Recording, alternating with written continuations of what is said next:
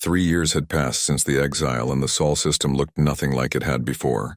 Admiral Frank Butler stood in the command center of Fortress Station, a massive military installation positioned at the very edge of the solar system, where it could watch for any council ships trying to enter human space. Around him, dozens of officers monitored screens showing every human vessel and facility from Mercury to the Kuiper Belt. Commander Lisa Barrett approached with a datapad in hand. She had been working 18-hour days for months, coordinating the construction of humanity's secret fleet. The numbers she showed Butler were impressive but also concerning. 47 warships were now fully operational, with another 83 in various stages of construction. The asteroid belt mining operations were producing more raw materials than anyone had predicted possible. Butler asked about the special project, and Lisa allowed herself a rare smile. Dr. Helen Price and her team had achieved a breakthrough that could change everything. They were ready to test it with a real ship. Butler felt excitement mixed with nervousness. If this worked, humanity would no longer be trapped. If it failed, they would have wasted 3 years of effort and resources on a dream. At the Nevada Research Facility, now expanded to 10 times its original size with additional installations on Mars and Ganymede, Dr. Helen Price prepared for the most important test in human history.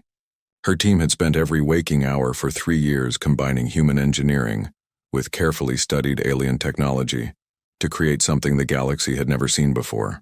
They called it the Fold Drive. President Wells had come in person to watch the test.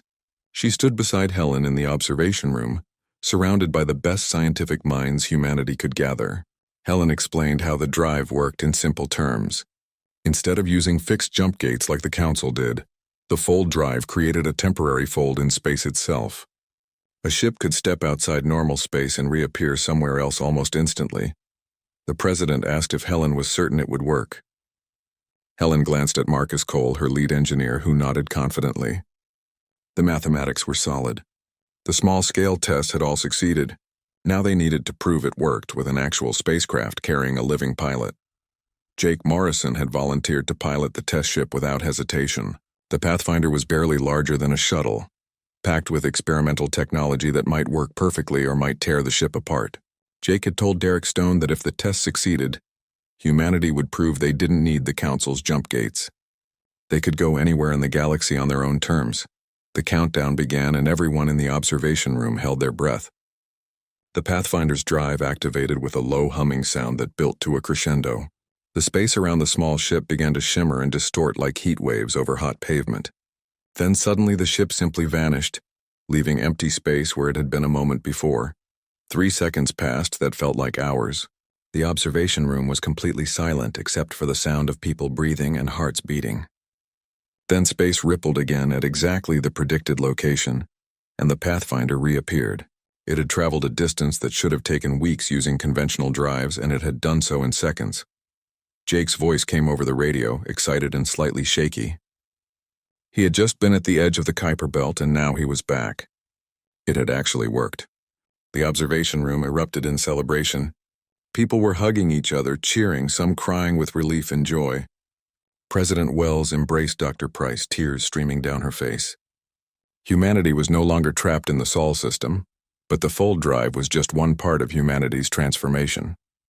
In orbit above Earth, shipyards worked around the clock building a new generation of warships. These vessels looked nothing like the elegant ships of the Galactic Council. Human ships were angular and brutal, designed for function over beauty. They bristled with weapons that combined traditional human military thinking with adapted alien technology. Captain Ryan Foster commanded the new flagship Resolute. At 800 meters long, it was the largest ship humanity had ever built.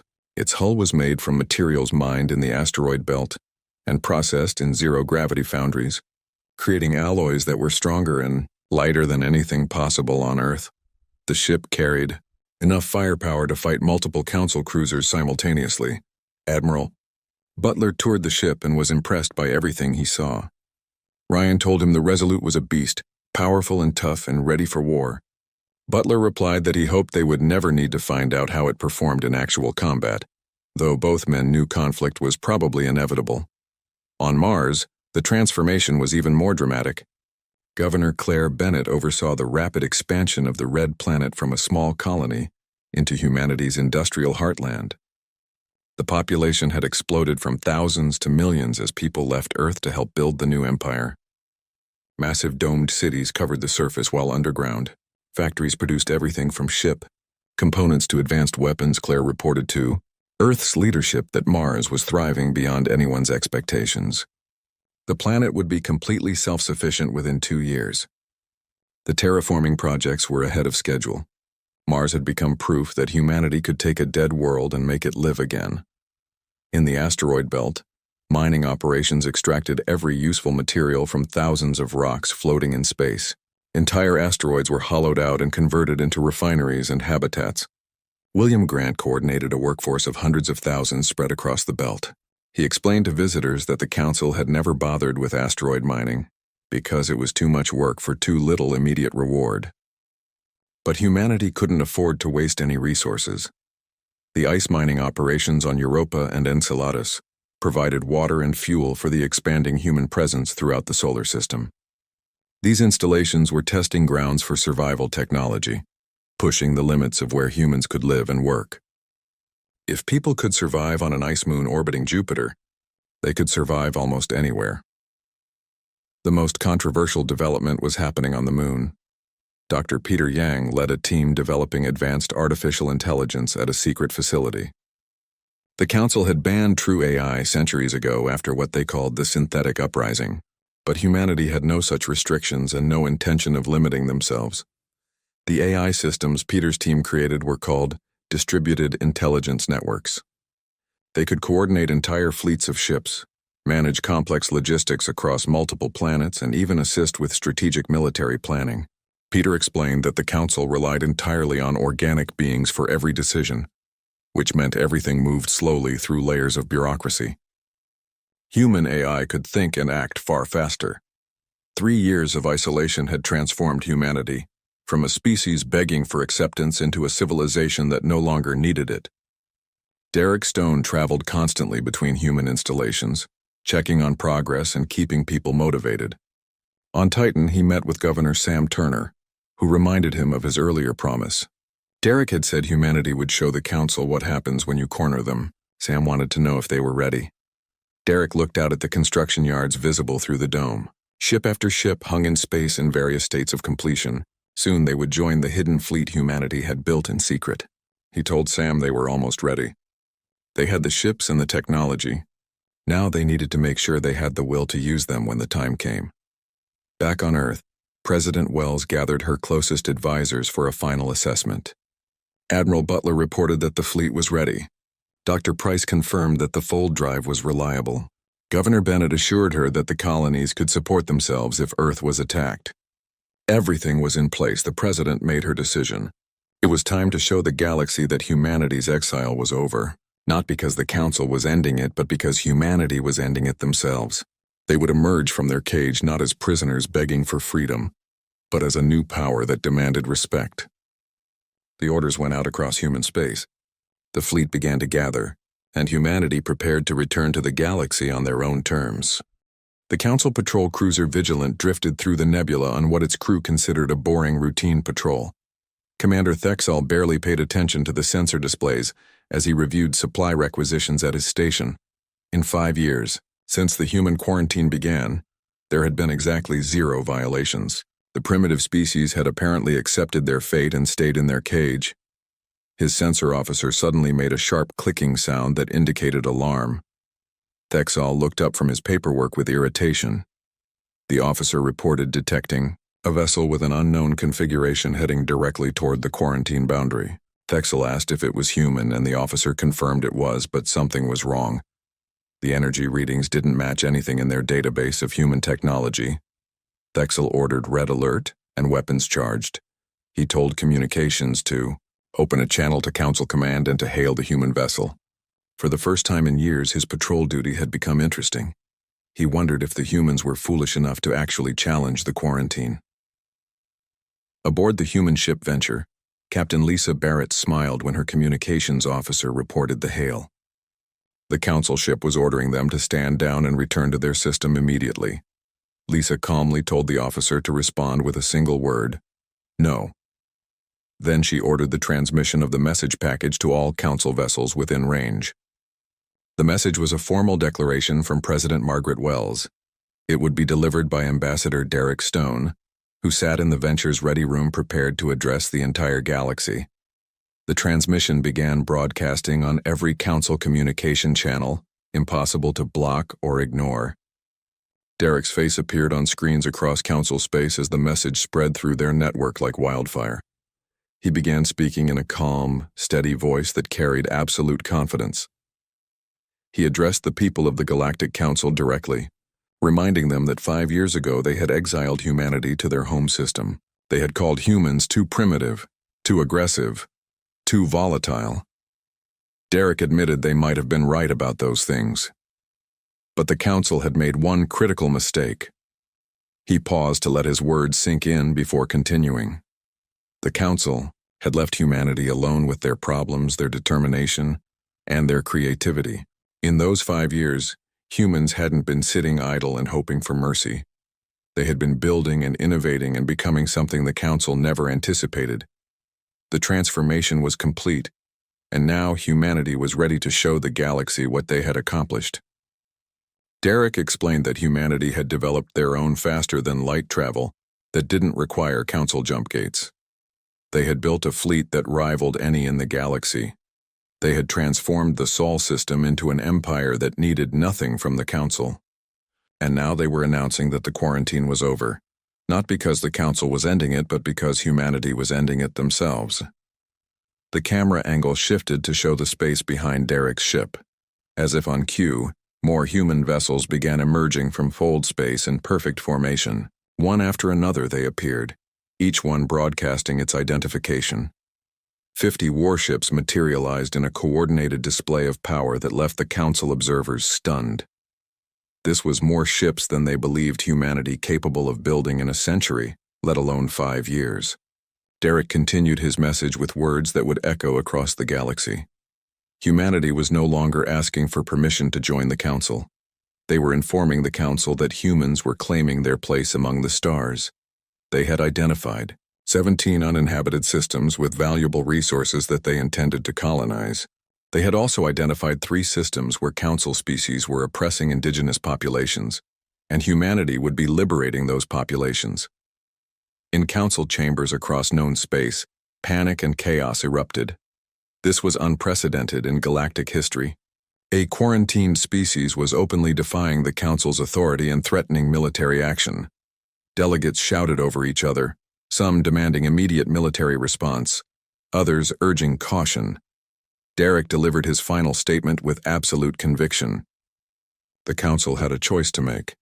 They could accept humanity as an equal power in the galaxy, or they could try to stop them. But he promised them that humanity would never go back into a cage, and if the Council came after them, they had better bring everything they had, because humans had learned something important during their isolation. When you push humanity, they don't break. They evolve. The transmission ended. Derek stood and walked to the bridge where Lisa waited. She asked if he thought the Council would attack. Derek replied that they probably would, but at least now the Council would understand what kind of fight they were starting. He suggested they see if the Council had learned anything from human history about what happens when you go to war with Earth. The Council's response came within hours. 3 battle groups representing 5 different species were dispatched to intercept the human fleet. 87 warships in total, each one a masterpiece of alien engineering refined over centuries, moved to confront the humans. It was an overwhelming show of force, meant to crush humanity's rebellion before it could truly begin. Admiral Frank Butler received the reports aboard the Resolute. The human fleet had grown as more ships arrived through fold space. They now numbered 92 vessels, with more arriving every hour. Commander Ryan Foster pointed out that the Council forces still outnumbered them. Butler replied that the numbers were temporary, and besides, the Council was used to fighting species that learned warfare from them. Humans had invented modern warfare, and it was time to remind the galaxy what that meant. The 2 fleets faced each other across millions of kilometers of empty space. Both sides powered weapons and raised shields. targeting systems locked onto enemy vessels. It seemed inevitable that the first interstellar war involving humanity was about to begin. The tension was so thick, it felt like the vacuum of space itself was holding its breath. But then something unexpected happened. A transmission came through, not from the Council fleet but from somewhere else entirely. It was from the Talarian delegation, one of the 3 species whose systems humanity had threatened to liberate. Administrator Kellix requested private negotiations with the human fleet. Derek raised an eyebrow at Lisa, who looked equally surprised. No one had expected any Council species to break ranks like this. Derek ordered the transmission put through immediately. The elderly Talarian who appeared on screen looked nervous but determined. They wanted to discuss alternative arrangements regarding their labor colonies before any violence became necessary. Over the next 6 hours, the 2 fleets remained frozen in their standoff, while Derek conducted negotiations with not just 1 but 4 different Council species. Each had their own concerns and reasons for wanting to avoid a costly war. The Talarians were willing to concede the labor colonies in exchange for trade agreements. The Vexmari wanted access to human AI technology. The Crystalline Collective was interested in human ship construction techniques. The Mordani simply wanted to be left alone and saw humanity as a useful buffer against more aggressive neighbors. High Chancellor Vextar arrived in his massive flagship, expecting to oversee humanity's defeat. Instead, he found 4 of his council members negotiating separate treaties with the humans. His fury was evident even across species barriers. He broadcast a message to both fleets declaring that the council spoke with one voice, and these separate negotiations were unacceptable. Derek replied calmly, asking if the council really spoke with one voice. From where he sat, it looked like the council was made up of individual species with individual interests, just like humanity.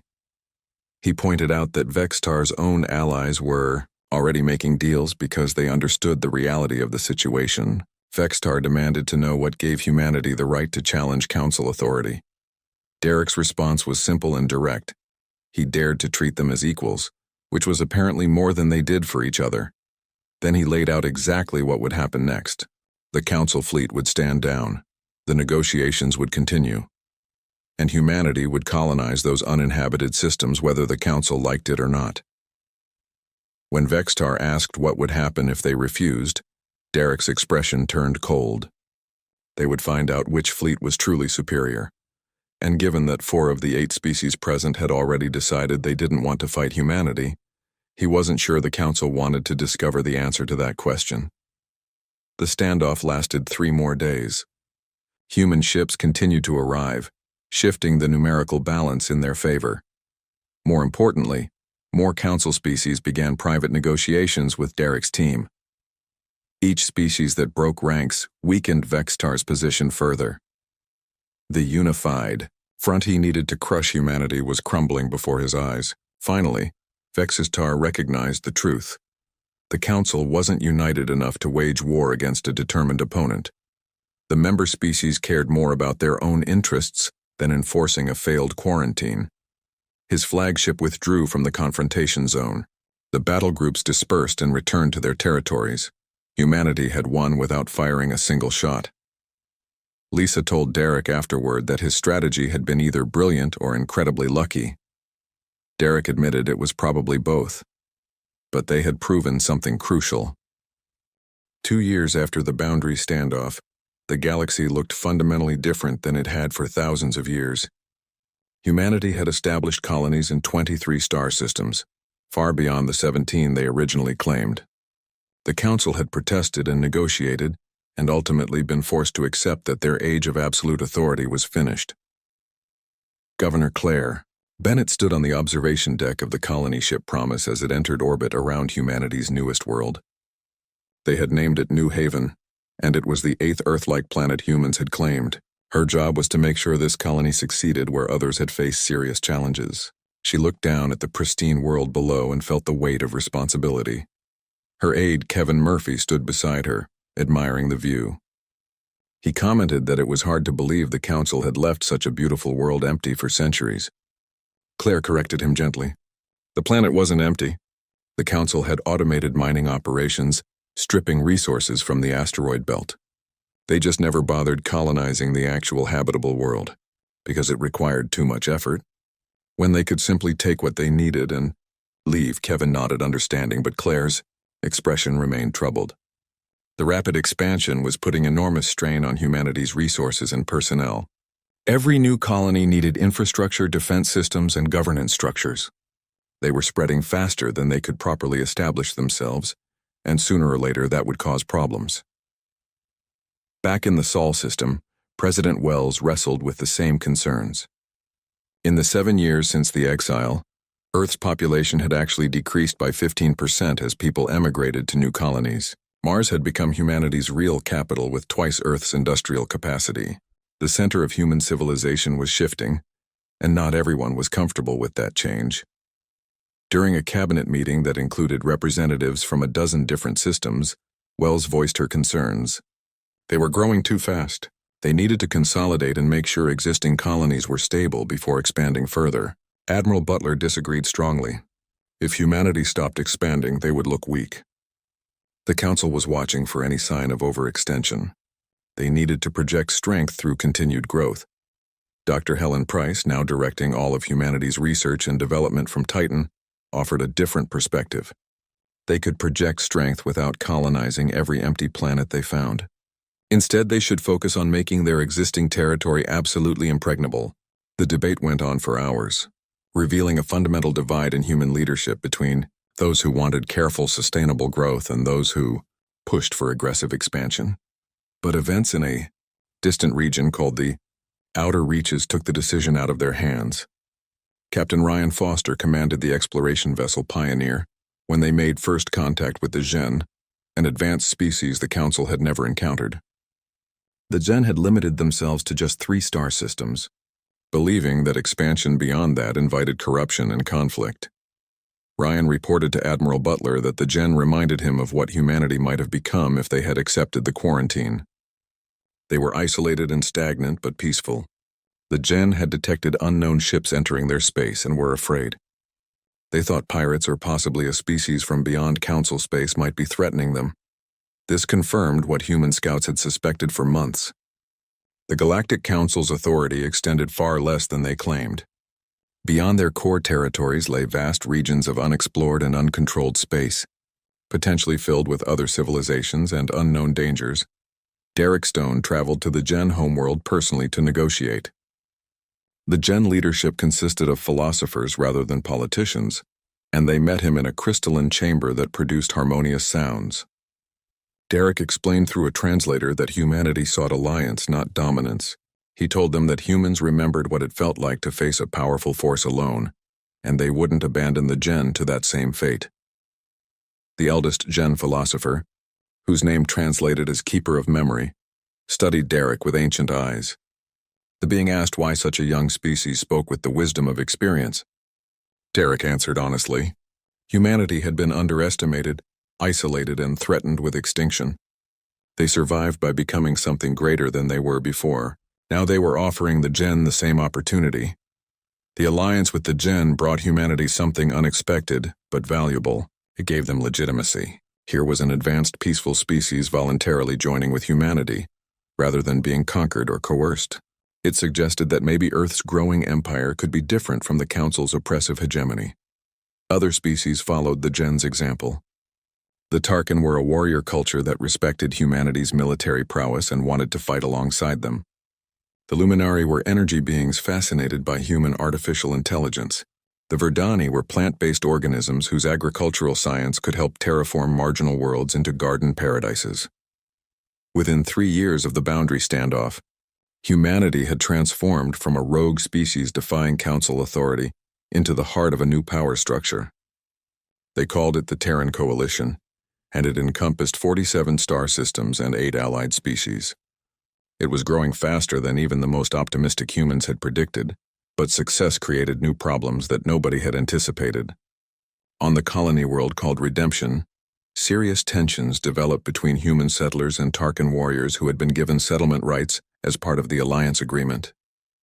The Tarkin didn't understand human concepts of private property, while humans feared the Tarkin's naturally aggressive behavior. Governor William Grant was transferred from managing asteroid belt operations to handling the crisis on Redemption. He complained to Claire Bennett during a video call that it was like being a kindergarten teacher, except the children had plasma weapons and completely different instincts. Finding common ground between species that evolved on different worlds with different survival strategies was proving incredibly difficult. The solution came from an unlikely source. Lieutenant Kate Sullivan was a young officer stationed on Redemption who proposed creating mixed-species settlements from the beginning. Instead of having human neighborhoods and Tarkin neighborhoods, they should mix everyone together so children grew up learning each other's cultures naturally. It would be messy and chaotic, but Kate believed it would work better than trying to force integration later. William was skeptical, but desperate enough to try anything. The model was implemented in a new settlement, and within months it was clear Kate had been right. Human children who grew up playing with Tarkin cubs didn't see aliens. They saw friends. The same was true in reverse. A new hybrid culture began emerging that incorporated the best elements of both species. The model was quickly adopted across the coalition. Slowly but surely, a unique civilization was forming that had never existed before. Humanity wasn't just building an empire. They were building something that transcended species barriers entirely. Meanwhile, the Council watched with growing alarm. High Chancellor Vextar convened an emergency session and declared that humans had created a rival power structure. They claimed 47 systems now. 8 species had allied with them. If this continued unchecked, humanity would eventually threaten Council core territories. Something had to be done, but the Council was badly divided. Some species like the Talarians had profitable trade relationships with humanity and didn't want conflict.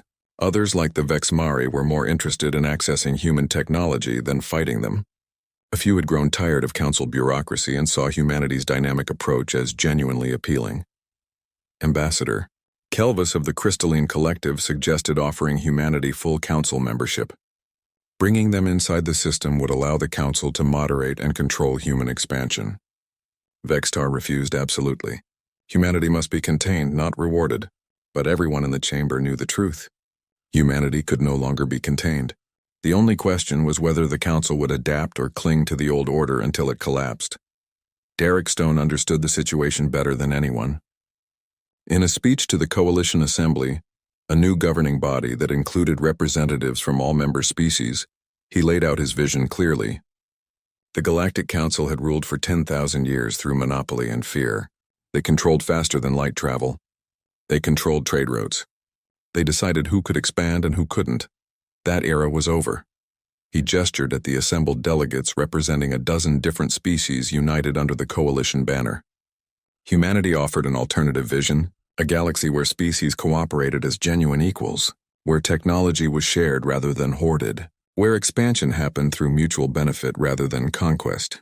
The Council could join them in building this future, or watch from the sidelines as it happened without them. The applause that followed came in many forms. Some species clapped, others made harmonic sounds, still others expressed approval through bioluminescence. It was the sound of something new being born in the galaxy. The human empire built in defiance and isolation had become something far greater. It had become hope for a better future. The massive doors of the Galactic Council chamber opened with a sound that echoed through the vast space like distant thunder. Derek Stone walked forward with steady steps, his boots clicking against the polished floor that seemed to stretch endlessly before him. Behind him walked Linda Hayes and Jake Morrison, both trying to hide their nervousness as they entered the chamber, where 47 alien species waited to judge humanity's fate. The chamber itself was beyond anything Earth had ever built. It rose hundreds of meters high, with platforms suspended at different levels where the various species sat in judgment. Some of the aliens glowed with their own light. Others were massive creatures that seemed too large to move, and still others were so small they needed viewing screens to be seen properly.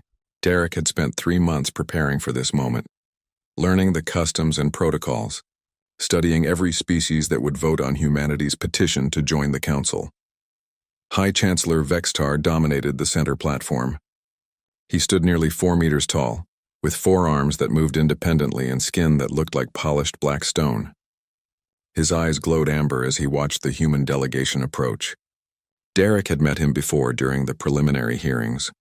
and each time he felt the weight of those ancient eyes measuring humanity and finding them wanting. The chamber fell silent as Derek reached the speaking platform. He could feel the eyes of dozens of species upon him, some curious, some hostile, most simply indifferent. To them, humanity was just another primitive species asking for privileges they hadn't earned. Derek cleared his throat and began to speak. His voice carried by technology he barely understood to every corner of the vast space. He spoke about humanity's achievements, their technological progress, their desire to join the community of spacefaring species. He showed holographic displays of Earth's cities, their ships, their art and culture. He emphasized humanity's commitment to peace and cooperation. Linda had written most of the speech, and it was good, hitting all the right diplomatic notes. But as Derek spoke, he could see the disinterest in many of the alien faces. They had heard it all before from countless other species. When he finished, there was a moment of silence. Then Vexistar raised one hand and the chamber filled with a low humming sound that Derek had learned meant the council was conferring. It lasted for nearly an hour while the humans stood waiting, not daring to speak or move. Finally, the humming stopped and Vexistar spoke. His voice was deep and resonant and every word felt like a hammer blow. The council had reviewed humanity's petition carefully. They had examined Earth's history, studied human behavior, analyzed their potential impact on galactic society, and they had reached a decision. Derek felt his heart racing as Vexistar paused, drawing out the moment. Humanity was denied. But more than that, much more. The council had determined that humans were too violent, too unpredictable, too dangerous to be allowed into galactic society. Effective immediately, humanity was forbidden from leaving their home system. Any human ship found beyond the boundaries of the Sol system would be destroyed without warning. Earth was quarantined, cut off from the rest of the galaxy indefinitely. Derek felt the words like physical blows. This wasn't just rejection, it was exile. It was a death sentence for a species that had finally reached the stars only to be told they must stay trapped in their own small corner of space. He opened his mouth to protest, but Vexistar continued speaking, his voice now carrying an edge of warning. The decision was final and not subject to appeal. The quarantine would be enforced by Council military forces. Any attempt to violate it would be met with immediate and overwhelming force. Humanity had proven themselves unworthy of joining the greater galactic community, and they would remain isolated until such time as they evolved beyond their violent nature, which the Council estimated would take several thousand years at minimum. Linda grabbed Derek's arm as he started to step forward. He could see the fury in her eyes matching his own, but also the warning. Starting a confrontation here would only prove the Council's point about human aggression. Jake stood rigid beside them, his hands clenched into fists. The three humans were escorted from the chamber in silence, walking between rows of alien delegates who watched them leave with expressions ranging from pity to satisfaction. The shuttle ride back to their ship felt endless.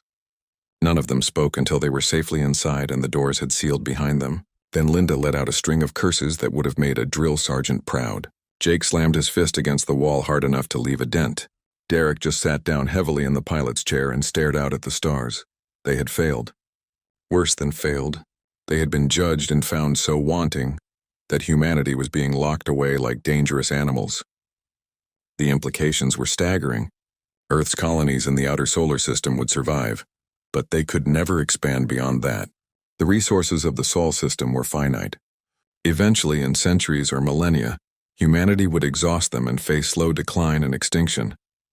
Jake finally broke the silence by asking what they should tell people back home. Derek thought about it for a long time before answering. They would tell the truth. The galaxy didn't want humanity. The Council feared them too much to let them out of their cage. But humanity had survived ice ages and plagues and wars that nearly destroyed them. They would survive this too. The trip back to Earth took 3 weeks. During that time, news of the exile spread across human space. Reactions varied wildly. Some people called for acceptance, arguing that humanity should focus on making peace with their situation. Others wanted immediate military action, demanding that humanity fight for their right to expand. Most people simply felt shocked and betrayed that they had reached for the stars, only to have their hands slapped away. President Margaret Wells was waiting when Derek's ship docked at the orbital station above Earth. She listened to his full report in private, her face growing more grave with each detail. When he finished, she stood and walked to the window overlooking Earth below. The planet looked peaceful from here, blue and white and beautiful, unaware of the prison walls that now surrounded it. She asked Derek what he thought humanity should do. He told her the truth. They should build. They should innovate. They should take every resource in the Sol system and use it to become stronger, smarter, and more capable. And then, when they were ready, they should show the Council what happens when you cage humanity. The president smiled grimly and told him to start making plans. Within days, secret meetings began across Earth and its colonies. Scientists, engineers, military leaders, and industrialists gathered to answer one question that would define humanity's future. How do you build an empire when the rest of the galaxy wants you contained? The answer would take years to achieve, but the work began immediately. Driven by anger, determination, and the fundamental human refusal to accept limits imposed by others. 10 years after the exile, the galaxy had reached a moment that would define its future for millennia to come. The Terran Coalition now controlled 92 star systems and included 14 allied species. The Galactic Council still held more territory overall, but for the first time in recorded history, their dominance faced a genuine challenge from an equal power. In the council chambers, High Chancellor Vextar was fighting for his political survival. Members of his own government were calling for his resignation. The strategy of isolating humanity had failed spectacularly, and even his closest allies questioned whether he should remain in power. Ambassador Kelvus accused him directly during a heated session that was broadcast across council space. Kelvus pointed out that Vextar had promised the human problem would be resolved quickly. Instead, humanity had built an empire rivaling the council's own power. Worse, they had exposed fundamental weaknesses in the council system that had been ignored for centuries. When Vextar demanded to know what weaknesses, Kelvus replied with brutal honesty. The council's technology had stagnated while humanity innovated constantly. Council expansion had ceased thousands of years ago, while humans spread across dozens of systems in less than a decade. The Council governed through rigid bureaucracy and implicit threats while humanity offered cooperation and mutual benefit. Humans had been forced to evolve or die while the Council faced no such pressure and had grown complacent. Every word was true and Vextar knew it. Meanwhile, aboard the flagship Resolute, Admiral Frank Butler dealt with a different crisis. 3 Council species had formally petitioned to leave the Council and join the Terran Coalition. If humanity accepted them, it would be the first time in galactic history that the Council lost member species. It would signal the beginning of the end for their authority. President Wells participated in a secure conference call with Butler and other leaders. She acknowledged the temptation, but warned that accepting the defecting species would force Vexatar to declare war. The other council members would see humanity as predators trying to dismantle their civilization. Butler replied bluntly that maybe they were predators and maybe the council needed to be dismantled.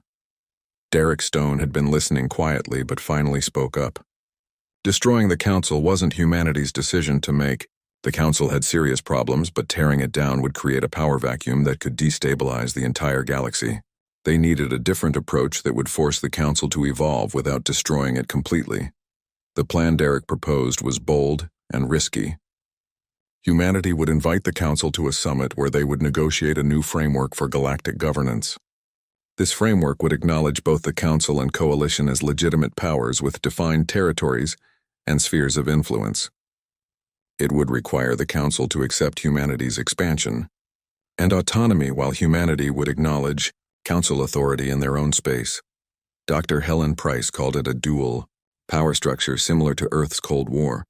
Superpowers, but hopefully without the constant threat of mutual destruction. Derek agreed that was the goal. But it only worked if both sides genuinely committed to coexistence rather than constantly trying to undermine each other. Convincing the council to attend took months of careful diplomacy. Many council members refused to even consider negotiating with humanity as equals, but others, especially those with profitable relationships with the coalition, pushed hard for engagement. They understood that refusing to negotiate made the council look weak and frightened. Finally, Vexatar agreed to attend, though everyone understood he had no real choice. Refusing the summit would damage his credibility further. Attacking humanity risked a catastrophic war the council might lose. The only path forward was negotiation, no matter how much it galled him. The summit was held at Meridian Station, a facility built jointly by human and council engineers specifically for this purpose. Its existence symbolized what cooperation between the two powers could achieve. Derek led the coalition delegation, which included representatives from all 14 allied species. The message was unmistakable. This wasn't just humanity acting alone, but a genuine coalition of equals. The council delegation arrived with elaborate ceremony led by Vextar himself. For 3 days, the two groups watched each other warily.